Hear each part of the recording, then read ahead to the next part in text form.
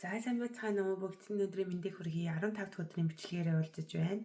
Өнөөдөр бүгдээрээ мацгийн тухай ярилцъя гэж бодлоо. За миний хувьд бол одоо мацгийн олон хэлбэрүүд байдаг тийм ээ. Ингээд бүр одоо олон хоног орч мацаг барьдаг хүмүүс байна. 7 хоногт нэг удаа 24 цагийн мацаг барьдаг хүмүүс байна. Гэт тэг өөрийн одоо бидэд тохирсон мацгийг хүмүүс барьж ийн л та орчин үед бол тэгээд энэ мацаг гэдэг зүйл бол ерөөсөө хүний биеийг эрүүлжүүлдэг юм байна гэдгийг орчин үеийн эрдэмтэд судлаад гаргаад ирчихсэн, нотолчихсон байж байгаа. За шинжлэх ухаанаар нотлогдчихсон тийм ээ. За тэгвэл энэ мацаг гэдэг зүйл хизээнээс эхэлдэг юм бэ гэхээр одоо хамгийн багадаа 12 цаг гэж байгаа. За хоногийн 24 цагийг 2 хэсэгт нь хувааж авч үзээд 12 цаг огт юу ч идэхгүй байх нь шүү дээ тийм ээ. За үлдсэн 12 цагтаа болвол одоо тодорхой хэмжээнд ингээ идэж болно гэсэн үг. За ингээд хамгийн ихний мацаглалт бол 12 цаг огт юу ч идэхгүй байхаас эхэлдэг байх нь байна. За 12 цаг хүн огт юу ч идэхгүй байх юм бол ходоод гидс маань бүхэл бүтэн одоо хоолоо боловсруулад цусан дах сахарыг бүгдийг нь боловсруулж дуусаад ерөнхийдөө өөрийнхөө энергийн эрч хүчийг хадгалсан нөөц өөхнөөсөө хэрэглэх процесс руу дөнгөж шилжиж эхэлж идэг. 12 цаг дээр бол. За ингээд хүн 12 цаг огт юу ч идэхгүй байгаад сурчих юм бол за энэ үний чинь 8 цаг нь ерөнхийдөө 7-оос 8 цаг нь бол ерөнхийдөө унтаад өнгөрчихөж байгаа шүү дээ бид нар шөнийн цагаар тий. За тэгээд үлдсэн 4 цагт нь бол одоо ингээд юм идэхгүй байгаад ингээд сурчих юм бол нэгсний орой юм идэхгүй байх юм бол оройны одоо 12-оос 4 цагийн өмнө гэхлээр чинь 8 цаг тийм ээ. За 8-аас хойш огт юм идэхгүй дараа өглөөний 8 хүртэл гэсэн үг шүү дээ тийм ээ. Ингээд сурчих юм бол эхний ингээд ерөнхийдөө таны мацгийн эхлэл болоод болж гинэ гэсэн үг. За ингээд дараа нь бид нар төвшөнгөө ахиулж болно. За бид нар ингээд багаас нь төвшөнгөө ахиулаад явах хэрэгтэй. Тэрнээс ерөөсө огцом хоолоо идэхэ болоод тийм ээ. Тэгснээ гинт мацгаа тайлж ингээд огцом баахан идээл ингээд авах юм бол бид нар ингээд өөрийнхөө биеийг улам гимтээгээд улам хямраагаад байдаг. Тэгэхээр ерөөсө тэгж огцом нэг хоолоо хасаал нэг хоол идээл ингээд явахгүйгээр багаар нь эхлээд ингээд дасгаж явах нь бол хамгийн эрүүл зөв арга юм байна. За тэгвэл 12 цагийн дараанаас 16 цаг болгож одоо ингэж цагаа ахиулах хэрэгтэй. За тэр нь бол жишээд нь бол өглөө 8 цагаас хоол идэж эхэлсэн бол орой 8 биш дахиад урагшаа 4 цагаар урагшлуулад орой 4 хүртэл тийм ээ. За ингээд өглөө 8-аас оройны хоол 4 цагийн хооронд ингэж идэх юм бол идээд үлдсэн цагт нь 16 цаг мацаглах нь байна. Нэгсний өдрийн 24 цагийг 3 хэсэгт хуваагаад 3 хуваасныхаа нэг хэсэгт нь бол хоолоо идэнэ.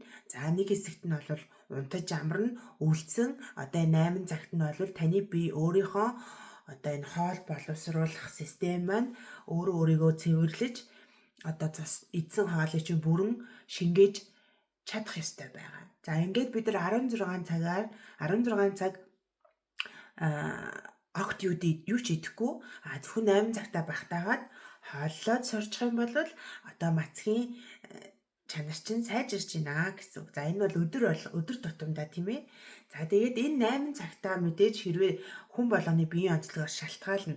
Хэрвээ та жингийн дутагдaltaй хүн бол энэ 8 цагтаа одоо өөрт хэрэгтэй эрдэс шимт хижээл өндөр сайн калорийг сайн идэх хэрэгтэй. Хэрвээ та хэвийн жүнтэй хүн бол энэ 8 цагтаа ерөнхийдөө 2-оос 3 удаа хооллоход хэвээ. Хэрвээ та жингийн илүүдэлтэй байгаа бол энэ 8 цагтаа 2 хоол идэх хэрэгтэй. За энэ 2 хоолны дундуур нь ямар нэгэн тийм ингээд тэ амны зугаа гэж ярьдаг шүү дээ. Snacks гэж тийм зүйл огт хэрэглэхгүй. Яагаад тэгэхээр бид нар ингээд жижиг юм идээд байгаа зүйлийнхаа калори болоод илчлэг сахарын агуулмж тэр дунд ингээд хэр их юм идцснээ төдийлө анзаарахгүйгээр ингээд идцэн байж идэг. Тийм учраас ерөөсө хоолны дундуур огт юм идэхгүй байх хэрэгтэй. За тэгээ 2 жингээ хасж байгаа хүмүүсийн хувьд бол энэ 16 цаг огт юм идэхгүй 8 цаг юм идэхтэй 2 хооллохтой бол цагаа сайн бодох хэрэгтэй. Аль үед би их өлсөд байдаг үлээ. Хүн болгон өөр хүн болгоны биеийн бүтэц өөр байдаг. Ерөөсөө нэг хүн энэ хүн ингээд жингээ хасаад турчихсан юм чи би ч гэсэн ингээд адилхан болчихно гэд нэгээ ингээд дуурайгаад яваад ах нь бол бас жоохон учир дутагдaltaй байдаг. Тийм учраас би ерөөсөө ямар нэгэн хоолны зис ийм юм идэх ёстой гэсэн юм том зураг муураг ерөөсөө оруулахгүй байгаа. Яа тэгэхээр эхлээд бид нар өөрийнхөө мах бодийг онцлогийг таньж мэдэх хэрэгтэй. Тэрэндээ тааруулж хоол идэх хэрэгтэй. Жишээ нь зарим хүн бол маш өглөө их өлсөөд ингээд юм идэхгүй бол ингээд ядраад уур уцаар нь хүрээд идэг байж болно. Энэ хүмүүс бол өглөө одоо маш сайхан хоолоо хийгээд идчих хэрэгтэй. Өглөө ерөөсөө тэгээд ингээ би энэ хүнд оргоод ерөөсөө юм идэх хүсэлгүй байдаг юм жоохон одоо лагс гэх юм уу тийм ядруу тиймэрхүү хүмүүс бол өглөөдөө жоохон хөнгөн цайлаад өдрийн хоолоо бол илүү сайхан илчтлэг өндөртэй, уурагтай, эслэгтэй ингэж идэх хэрэгтэй байдаг. Тийм учраас хүн болгон өөрийнхөө биедээ тохируулаад ингээд энэ 8 цагтаа багтаагаад хоолоо идэх нь байна. 4 цагийн орчим ойролцоогоор ингээд илүү их өлсөд ах юм бол ерөнхийдөө тараг уухыг зөвлөдөг.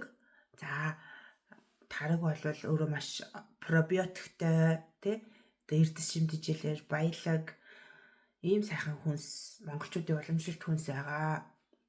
Мэдээж чихэргүй тийм ээ. Ингээд 16-8 мацгаа ингээд та бүхэн маань бариад сурчих юм бол би бол одоо 16-8 мацгаа бариад явж байгаа. Энэ 30 хоногийн чаленж дээр ерөөсөө эхэлсэн өдрөөс эхлээд би 16-8 мацагтай явж байгаа гэсэн үг. Тэгээд одоо миний фолликул үе буюу би 2-3 хоногийн өмнөх бичлэг дээр ярьсан шүү дээ эрэгтэй эмэгтэй хүмүүсийн бие махбодын тэр дааврын мөчлөг нь ондоо байна гэж ярьсан байгаа. Тэгэхээр эмэгтэй хүн бол тэр фолликул үе буюу сарын тэмдэг дуусснаас өндгөө эс боловсрох үе хүртэл энэ эстроген даавар өндөр ялгарч байгаа энэ үе дээр бол мацаг барих нь бол тохиромжтой байдгаа гэж та бүхэндээ ярьсан байгаа тийм ээ. Тэгэхээр одоо миний энэ одоо 30 хоногийн чаленж хугацаанд одоо миний фолликул үе яг эхэлж байна.